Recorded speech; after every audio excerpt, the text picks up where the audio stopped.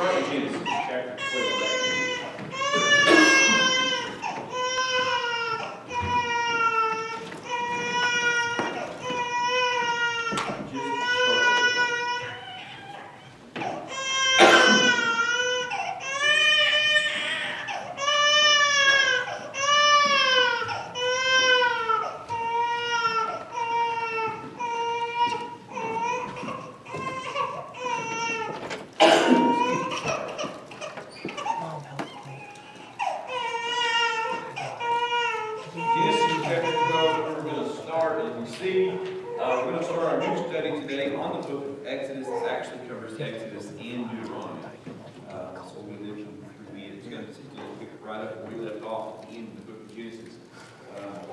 And each one of these lessons has an I am that goes with it.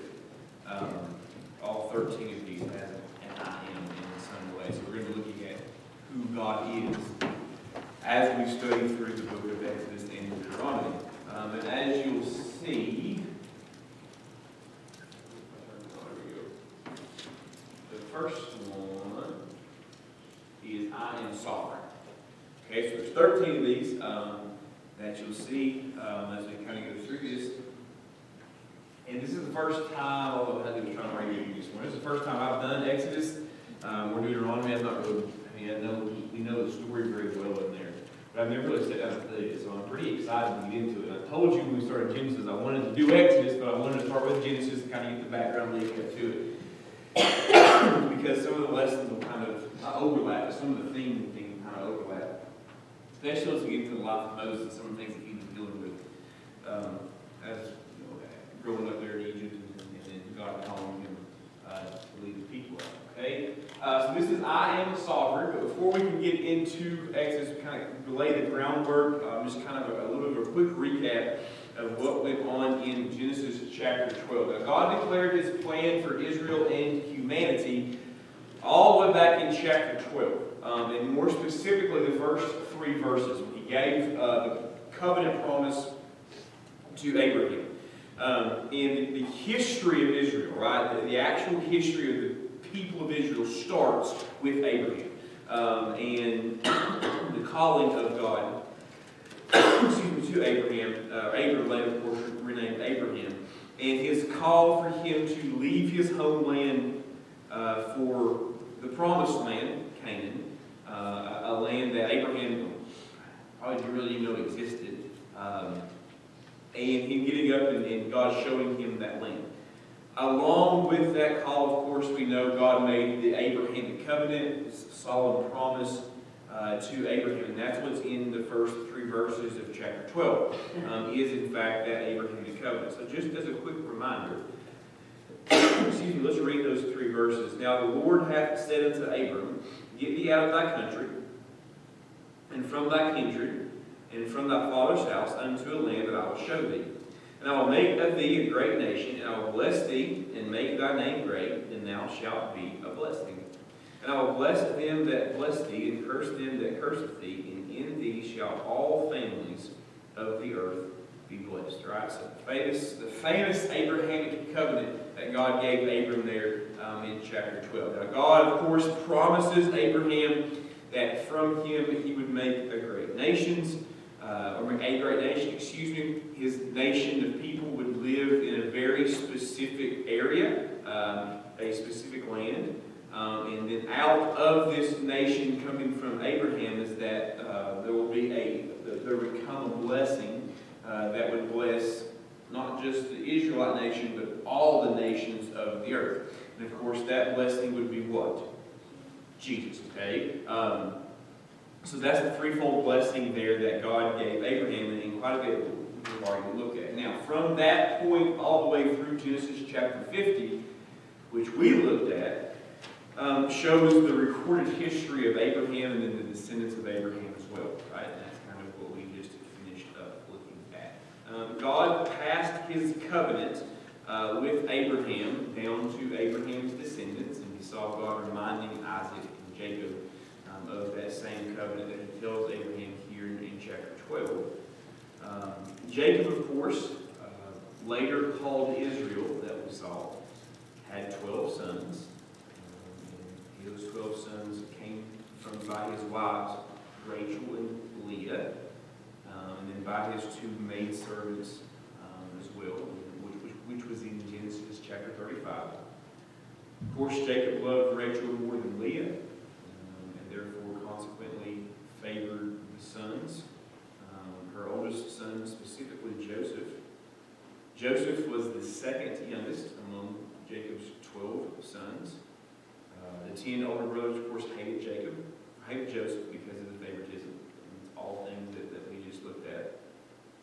Seized the opportunity to sell him, get rid of him, send him into Egypt. And while in Egypt, as we just finished up, Joseph rose to second in command and interpreted dreams. And eventually, Jacob and Joseph's brothers moved to Egypt because Joseph was there, okay, to escape the famine and to allow them to come up to flourish there in Egypt. Now, eventually, all of the family, right, the entirety of Joseph's family shows up in Egypt, and they come to live in prominence in Egypt as well. Now, jump over to chapter 49 of Genesis.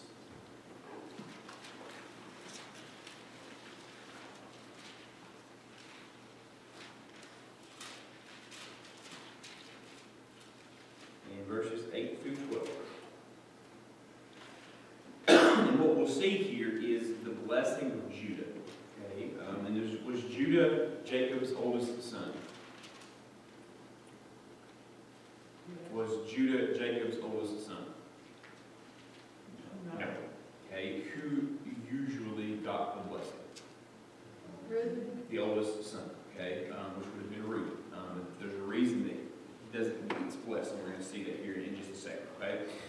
So Jacob lived, of course, in Egypt until he died. And before he died, he blesses each one of his sons. Now, if you read 28 verses here of Genesis chapter 49, you will see those blessings.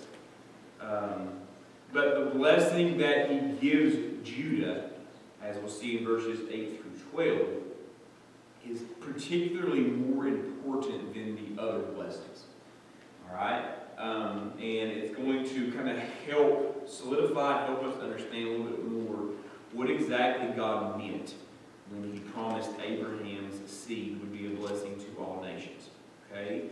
So let's look at verses 8 through 12 first.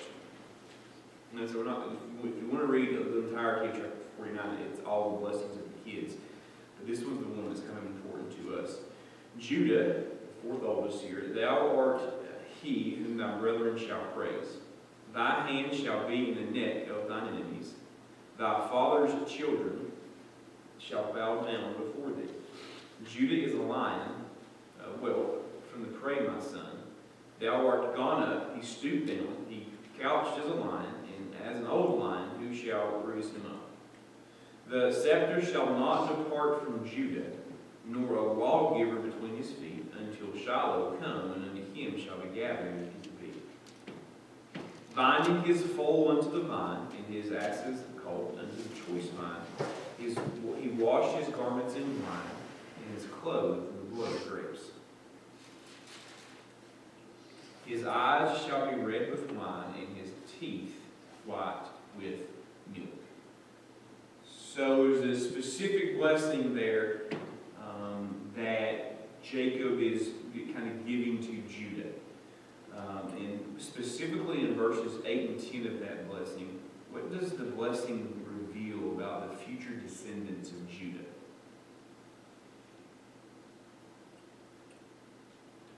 Look, I know there's some imagery there that can kind of be a little bit convoluted and kind of sift through. But if you look at verse 8 and 10 specifically, what does it reveal about the descendants of Judah?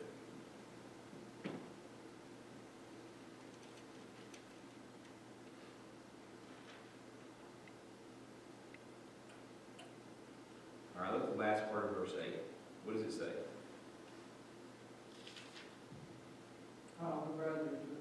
Thy father's children will bow down to thee, right? So we see specifically that Israel was going to bow down to him, and the nations will obey him. Okay? Specifically states there, thy father's children will bow down before thee. obviously here in some way Judah was going to rule over his brothers in some form or fashion. Now, this doesn't take place during Judah's lifetime. He never sees this come to fruition. So the statement here of other people, other nations bowing down, other brothers bowing down to him, has to refer to a yet future fulfilling kind of prophecy. Okay? Judah's rule is further explained in verse 10. The scepter shall not depart from Judah, nor a lawgiver from between his feet, until Shiloh come, and unto him shall the gathering of the people be. The blessings develop here, the profile of this victorious person, this victorious warrior king.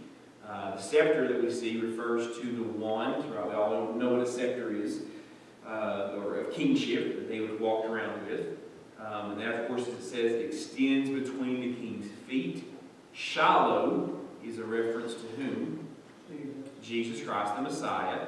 The word Shiloh can mean to whom it belongs, indicating that the scepter that we see in verse 10 is the scepter that belongs to Christ. The scepter then will remain with Judah until Christ comes to establish his rule over Israel and the people. Okay? The plural noun there that we see used in verse 10, talking about multiple peoples or multiple groups, multiple nations, shows that Christ's rule is going to be established on earth during the future millennial reign of Christ. So the concept here of Christ ruling as a nation, and this idea that this fact will happen, is of course a very important theme throughout all Scripture, right? We see that mentioned a whole lot about Christ ruling. Psalms 2:8, Daniel 7:13, Revelations 5, verses 5 and verse 9, and in other words as well. So we see that Jacob is blessing Judah in a way, telling him that through him, the blessing that we saw in chapter 12, right? God's going to use Abraham and bless all the nations because out of him, of course that was a reference to Christ, Jacob is telling, or Israel, is telling Judah specifically that Christ is coming from his line. Okay? Which, the ultimate good thing that could happen to Judah, to put it really in simple terms. Okay? And one would think that Reuben would have been blessed with that because he is the oldest. Alright? But because of Reuben and Simeon and Levi's pretty egregious sins that they committed over in Genesis chapter 34 and 35, if you'll flip over there with me. Genesis chapter 34, verse 22.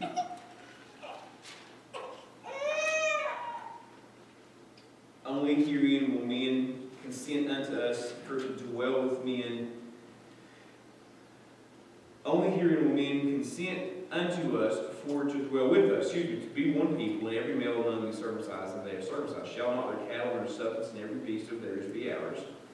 Only let us consent unto them, and they will dwell with us. And unto Hamor and Shechem, his son, hearken all that went out of the gate of the city, and every man circumcised. All that went out of the gate of the city. And it came to pass on the third day, when they were sore, that the two sons of Jacob, Simeon and Levi, Dinah's brother, took each man his sword, and came upon the city boldly, and slew all the males. And they slew Hamor and Shechem his son with the edge of the sword, and took out Dinah out of Shechem's house, and went out. The sons of Jacob came upon the slain, and spoiled the city, because they had defiled their sister. They took their sheep, and their oxen, and their asses, and that which was in the city, and that which was in the field, and all their wealth, and all their little ones, and their wives took they captive, and spoiled even all that was in the house. And Jacob said to Simeon and Levi, Ye have troubled me to make me to stink among the inhabitants of the land, among the Canaanites and the Perizzites, and I being few in number, they shall gather themselves together against me and slay me, and thou shalt be destroyed in my house. Go over to chapter 35, look at verse 22.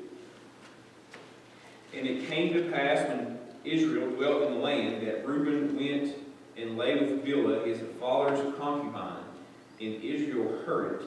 Now the sons of Jacob were 12. So we see instances there, they're pretty egregious sins that they committed over in Genesis. And that's the reason why they were disqualified from this ultimate blessing of having Christ come through their line.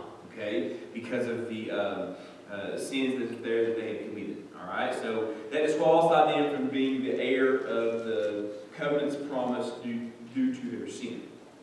Okay? So as we see back over in chapter 49, we were revealed here that essentially the Messiah is going to come through the line of Judah. So this theme, of course, all throughout Scriptures, and it partially reveals how the seed of Abraham as well will be the blessing to all people that we saw in verse 3 there in chapter 12. Now, if you go with me to Galatians, we'll kind of see the fulfilling of this.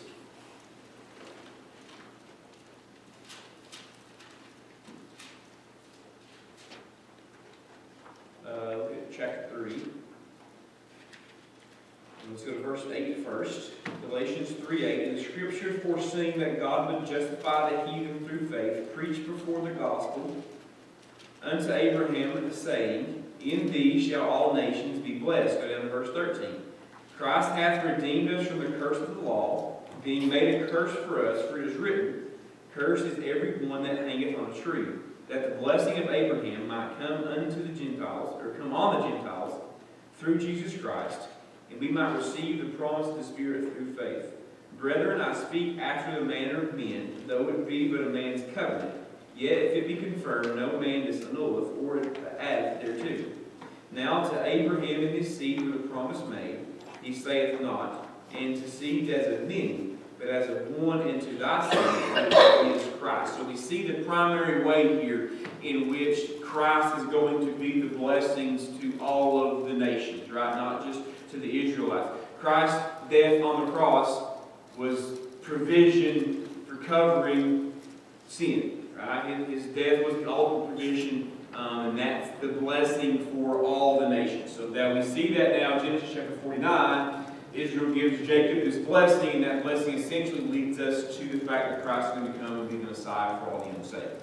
Okay? And he was the one that was blessed with that. Now, Judah, at the time, probably heard that and thought, man, this is really amazing, this is going to happen, but probably didn't realize exactly kind of what the blessing was going to be there.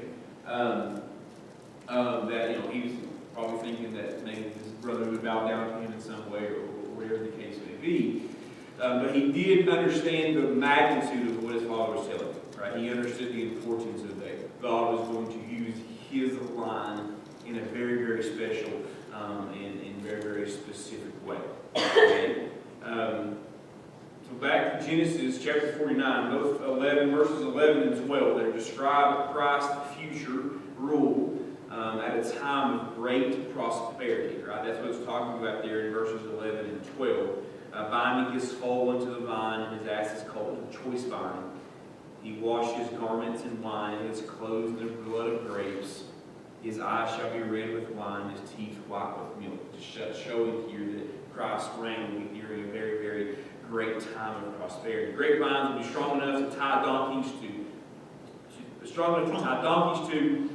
without worry of the donkey breaking free and escaping in any way. Juice from those grapes will be so plentiful that people could use it to wash their clothes without causing a shortage of having the juice. Right? That's kind of what verses 11 and 12 are talking about. So just for a second with me, if you will, just assume here that you don't know the rest of Jacob's descendants' story in any way. We don't know anything else about the descendants of Jacob. Based on Genesis 49 blessing, what would you expect to happen next in this narrative here surrounding this large family? We know where they're at. They're in Egypt. Jacob blessing his children before he dies. And just assume we know nothing else. Just what we know through there, and we've read these blessings. What would you expect maybe to happen next?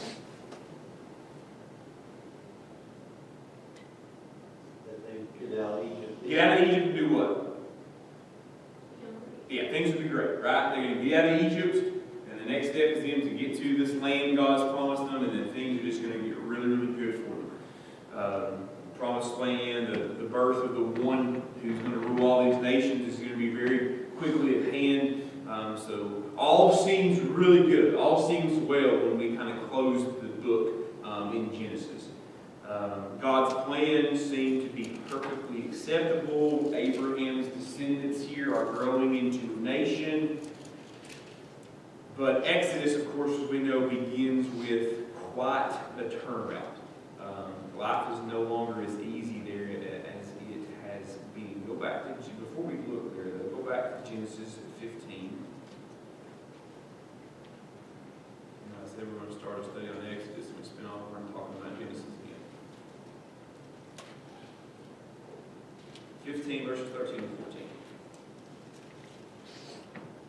And as we read this, why should the Israelites here, why should they have known that life was probably not going to continue to be easy for them? Verses 13 and 14.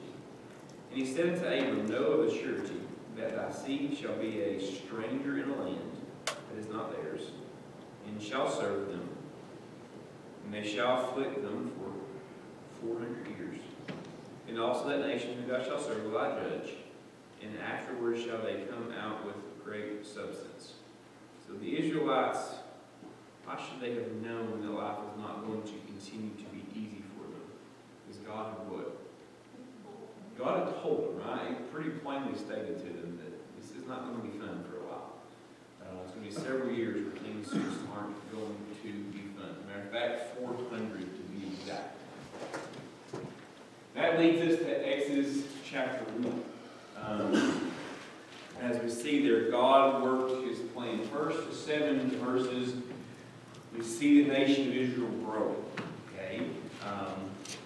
Jacob moved to Egypt. When Jacob came to Egypt with Joseph, there was about 70 people in the family.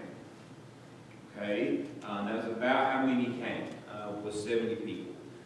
By the time Exodus opens up here, the descendants have grown exceedingly, and the land of Egypt is essentially overran and filled with the Israelites. Okay, first 7 verses. Now these are the names of the children of Israel, which came into Egypt. Every man in his household came to Jacob. Reuben, Simeon, Levi, and Judah. Issachar, Zebulun, and Benjamin. Dan, Naphtali, Gad, and Asher. And all the souls that came out of the loins of Jacob were 70 souls, for Joseph was in Egypt already. And Joseph died, and all his brethren, and all that generation. And the children of Israel were fruitful, and increased abundantly, and multiplied, and waxed exceeding mighty, and the land was filled with them. So we don't know exactly how much time has passed from essentially the end of Genesis to the beginning of Exodus, but it's been long enough that the Israelites have been busy multiplying and being fruitful, and things are good. It's good to be an Israelite right now. They're living in the land. Joseph has been the one in charge, so the Pharaoh and the Egyptians and the Israelites are living symbiotically with each other, and things are very, very good. God's been faithful to the promise of Abraham, telling him that he's going to make him a great nation, and that God's well on his way of doing that. The nation had grown, and because the nation had grown, you might expect Israel just to kind of peacefully move out of Egypt. They're on their feet, things are good, they've got plenty of resources. Maybe just peacefully move out of Egypt over into the land which God had promised them. It's a claim that was theirs, which would make sense, and would be an easy little way to kind of get the Israelites to where they need to go. But God had a much, much different plan in mind. He had a whole lot more to accomplish here than just simply getting his people to the promised land that he told them to. Okay, and that's what happens starting in verse 8. Pharaoh kind of comes in, and he has a plan of his own as well. Okay, and let's read 8 through 12, and we'll see the first part A here of Pharaoh's plan. Now, there arose up a new king over Egypt, which knew not Joseph. So a new Pharaoh who did not know Joseph. Of course, originally the Pharaoh that was there when Joseph was there found very much favor with him. That's why they're allowed to bring him down. This new Pharaoh pretty much could care less about these Israelites and has some different plans for them. And he said to his people, Behold, the people of the children of Israel are more and mightier than we. Come on, let us deal wisely with them, lest they multiply. And it come to pass that when there falleth out of any war, they join also unto our enemies and fight against us, and so get them up out of the land. Therefore they did set over them taskmasters to afflict with them the burdens. And they built for Pharaoh treasure cities, Pithom and Ramses. But the more they afflicted them, the more they multiplied and grew. And they were grieved because of the children of Israel. So, plan A. Afflict the Hebrews to limit the numbers. Now, afflict the Hebrews means to do what to? Put them into slavery, right? Control. The Pharaoh was worried that there's more of them than there are of us.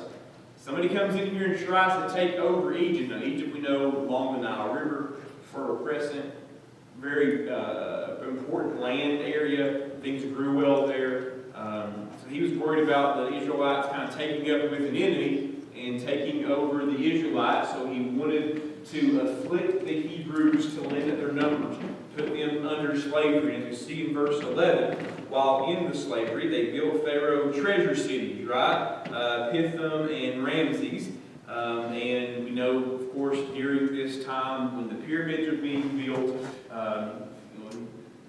the Hebrews, the Israelites did all that stuff. Or were working on it while they were there. Maybe next week or the week after, I have to look and see.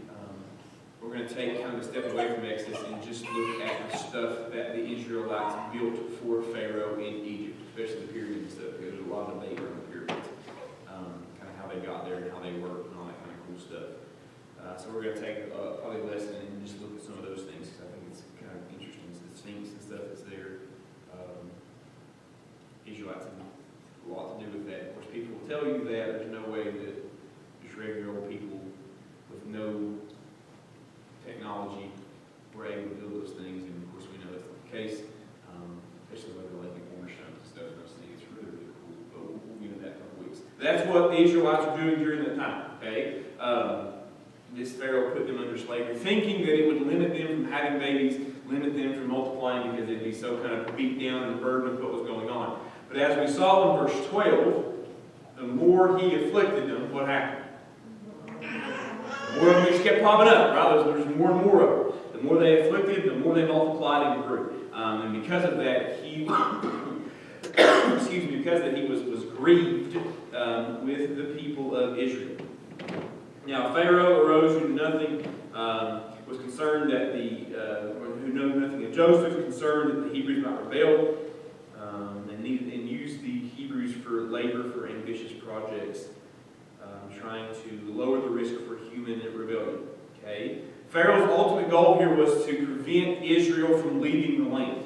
He wanted to keep them there and use them to build things. Eventually that goal would be shared by another Pharaoh nearly a century later when Moses arrives back in Egypt as Israel's deliverer. Alright, so we got through 100 years here that these these Israelites are under the rule and direction of the Egyptians. And the first 14 chapters here of Exodus that we're going to be looking at kind of build to this climax as both God and Pharaoh seek to carry out their plans and whose plans work for the Israelites people. Now, the Pharaoh in charge of the book of Exodus opens like having the Hebrews as slaves. Right? He was using them, they were building him some pretty awesome stuff. They had built him 2 cities that housed all his supplies, and most likely the armaments that would help Egypt defeat any army kind of trying to invade them. The Pharaoh accounted for human enemies, right, that might come in and the Hebrews might try to team up with to rebel against.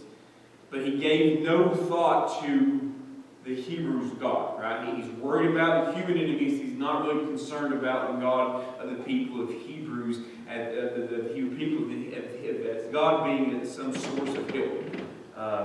That the Hebrews were slaves in his land, probably probably contributed to his low estimation of the ability of God.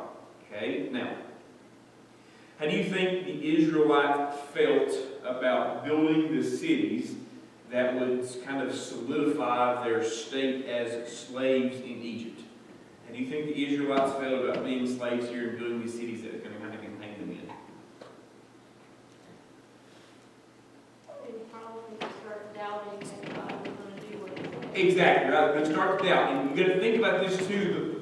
As generations pass, right, the longer they're there as slaves, those younger kids are probably a little quicker to forget about Joseph and Jacob and all the kind of reasons why God had brought them there, right? And of course, we know this from the Israelite people as we go through Exodus. It's a whole bunch of, what have you done for me lately? And so I'm sure that they're kind of forgetting about how they got there and how God provided for them. And as they're just essentially going and working themselves to death every day for this Pharaoh, there's some doubts going to be creeping in. And especially as they're building these places and realizing that Pharaoh's essentially building these cities to keep them there. They're building their own prisons, essentially. You're going to see more and more of that doubt coming in. And if you look at verse 12 there of chapter 1, what was the plan, Pharaoh's plan there of trying to thwart their growth? Did it work? No, it did not, right? Israelites' numbers just kind of continued to grow. So we see the plan A is afflict the Hebrews to limit their numbers. God's response to plan A was that the Hebrews, in fact, grew in numbers. The more that Israel grew as a nation, the more worried Egypt became. And the Egyptians began to become anxious about the fact that they were even there. Plan B, verses 13 and 14. We'll do plan B, God's response, and we'll stop today. And the Egyptians made children of Israel to serve with vigor, and they made their lives bitter with hard bondage, in mortar and in brick, in all manner of service in the field. All their service wherein they made them serve was with rigor. So Pharaoh's response to the nation increasing was that they could not just be slaves, but make them be slaves in terrible circumstances, right? Make them work harder, make it more difficult on them. I'm sure they weren't. Of course, we know slave drivers were over top of them, probably was whipping at them and hollering at them and screaming at them and trying to get them, making life on them as absolutely as difficult as possible. We see there, making Israel's work with rigor, treated the Hebrew people harshly, and drove them to work beyond what was really humanly reasonable. Pharaoh's plan here was to wear them down to such desire that distracted them from normal life at all. Make them so tired that they don't want to get married, they don't want to have children, they don't want to start families. They all, once they get home, they just want to sleep. That's kind of the plan there. Of course, we know that Pharaoh's plan B didn't work. The Israelites continued to grow and continued to prosper. So the hard work was not going to break them of their love for family. Okay? There is a sense in which the harder Pharaoh made the men of Israel work, the more they relished in having a family to go home, to love and it's being a teacher a lot of days is not real hard. Some days it is hard, but there's nothing better walking through that door about 6:30 and Pip comes running at you and hugging and having to see you. There's not. And so we see probably that these men who were slaving away all day were relishing in the fact that if I can just get home to the wife and to the kids, things are going to be okay. And that's kind of what happened. So Pharaoh's plan there didn't work. Pharaoh's plan was, in essence, counterintuitive. Of course, God's hand was behind all this thing, kind of thwarting plan B to keep the Israelites from growing. So we see God's response. Pharaoh makes it tougher in plan B. The Hebrews continue to grow in number. When has a difficult circumstance helped you appreciate and grow closer to your family? When has difficult circumstance or difficult situation or difficult time in your life helped you appreciate and grow closer to your family. That's kind of what we see happening there with the men who are working for Pharaoh there in the Israelites. All right, so next week we'll start playing C. And God's kind of counter to that as well. We continue to move through the book of Exodus. Let's pray. Dear Heavenly Father, thank you for this lesson that we have, for your providential providing care to the Israelites, even in a situation that's not great. And as we know the story, we're going to continue to see how you were so good to them and so sovereign and what you had going on for them. And even when they were belly aching and whining and moaning and complaining, you had just previously taken care of their needs.